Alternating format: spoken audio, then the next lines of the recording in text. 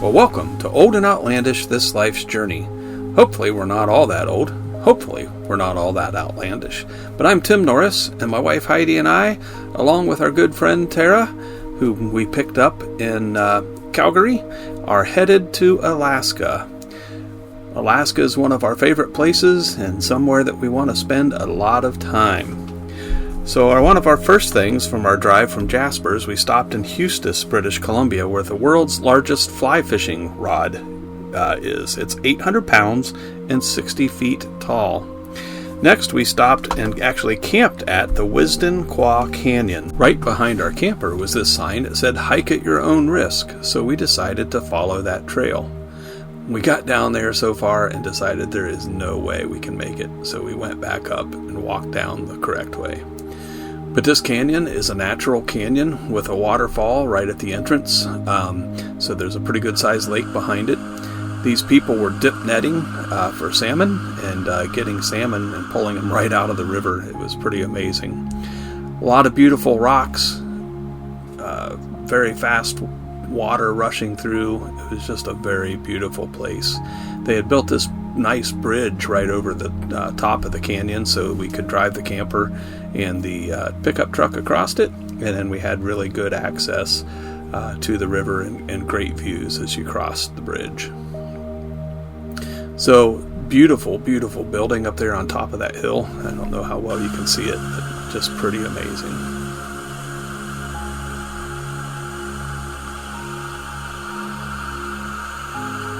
There you can see the guy dip netting for fish. And Toby and I walked out on one of the dip net sites, and he wasn't real keen about being out there. He was ready to head back. And the good hiker that he is, he did a great job.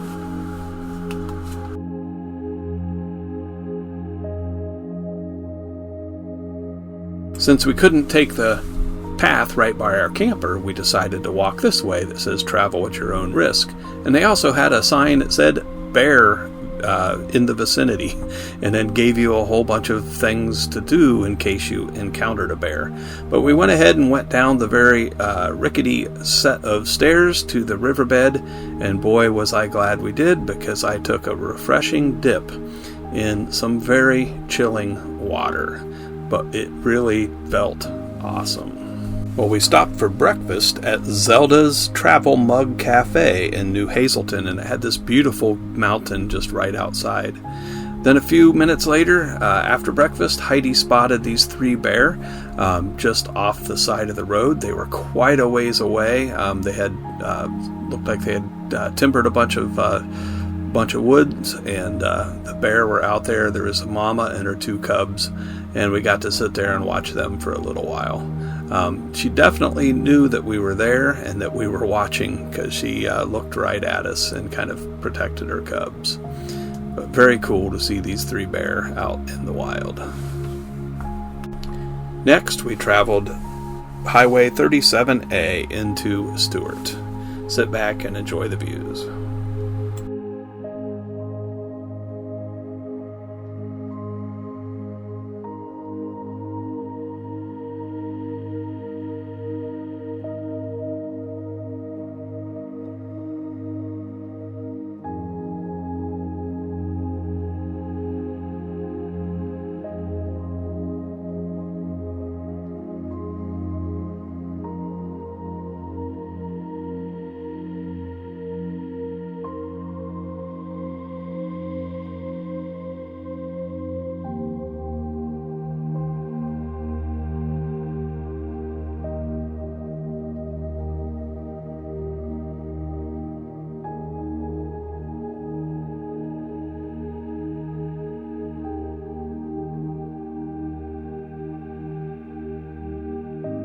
Heidi thought she saw a bear under this bridge, so I went out on the bridge and she went to get a picture of me with the bear underneath, but it ended up just being a tree stump. Well, welcome to Hyder, Alaska. We did not have to go through customs to get here.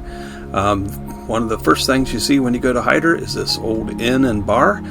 We ended up staying at a fairly nice campground just down the road a little ways. There was a lot of old equipment sitting alongside the roads, and there really wasn't all that much stuff in Hyder. But the one thing that I had heard about was this old seafood bus diner, and now they serve out of the little cabin instead of the bus, but it was some of the best halibut I've ever had. And here's the two owners, and Tara and myself. Well, one of the main reasons for coming to Hyder was the Fish Creek bear viewing area. Heidi really wanted to see some bear in the river, eating the salmon, going after the salmon. And so we had heard that the fish should be starting to come into the area mid-July, early to mid-July. And we decided to go there and check it out. And you can see the salmon are just very active. Swimming upstream, they said it was one of the more active salmon runs that they've seen in a long time. We waited quite a while, enjoyed watching the salmon, and were waiting for some bear. We didn't see any bear at this point, but we did see some beavers that were very active in building a dam. So we ended up watching these beavers swimming upstream. They'd go up and get stuff. They'd actually swim down into the pond and I guess pull out some silt and then put the silt into their dam as well. But here you can see a beaver dragging a little twig down. We saw several times where beavers were taking twigs and then putting them into the dam. But it was really kind of interesting to watch these busy little beavers work at building their dam. And after a while of sitting there, they did get their wish, and they did get to see some bear. However, once the bear came out, everybody kind of went to right where that bear was, and I was not able to get a picture of it.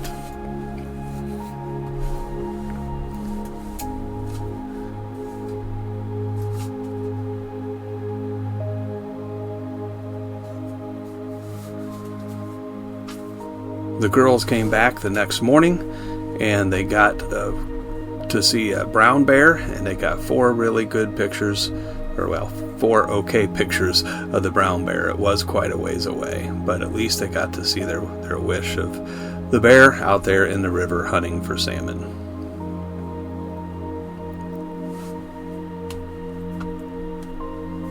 But it was a beautiful area, beautiful boardwalk, and a great experience.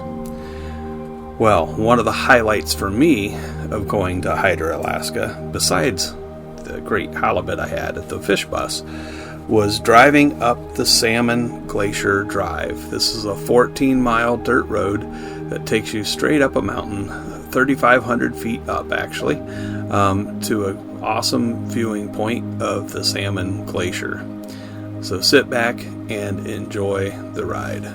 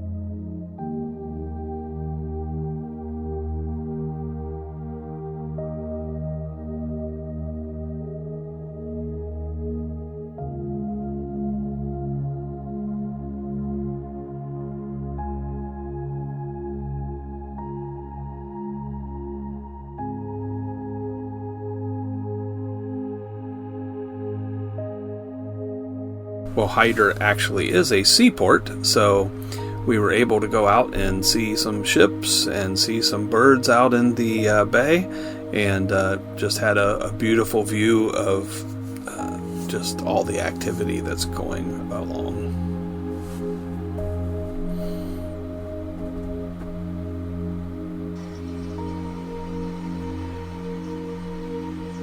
Well, we hope you enjoyed this episode of Old and Outlandish, where Toby said he's not going to fight a bear either, he's going to run.